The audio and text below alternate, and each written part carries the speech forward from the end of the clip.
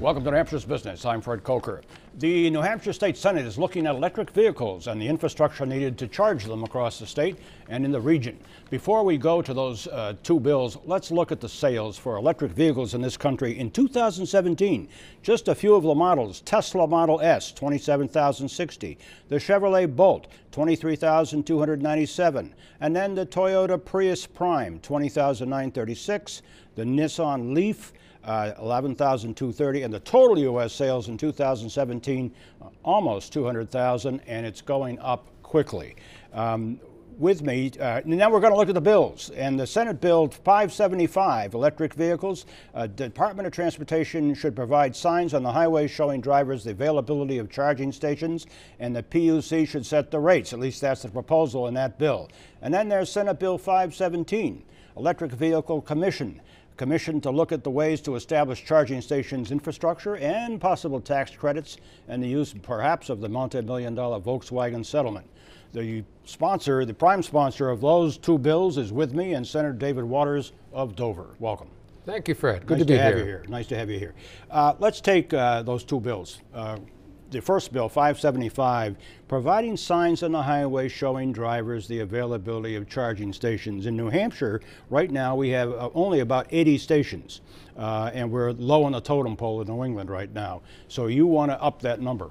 Yeah, I want to make sure in this bill that we're doing the things we need to do right now for these cars. This is an enormous potential for technological development and, of course, economic development as we have these electric vehicles. Right. But right now, we need to do some things. We need to define what they are. We need to make sure there are signs out on the highway and in a central database so people can find them.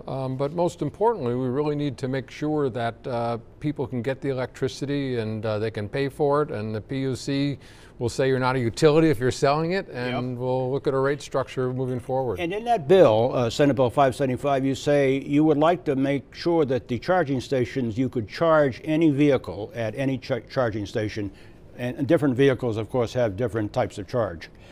I think it's awfully important that if it's on a public place, that it not be a proprietary technology just for one kind of vehicle, so that you can stop at the side of the highway and whatever car you have, you're going to be able to plug in. And also that you're going to have multiple forms of payment. And you know that the charge is going to be accurate and be done to your credit card or cash or however those things are going to be set up. So whoever owns the charging station could charge for the charge.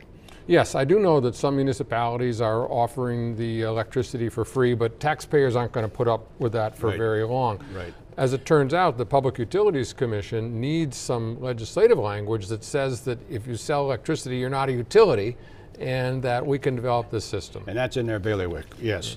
Senate Bill 517, the other bill that you have championed, sets up a commission to look at ways to establish infrastructure for charge stations across the state.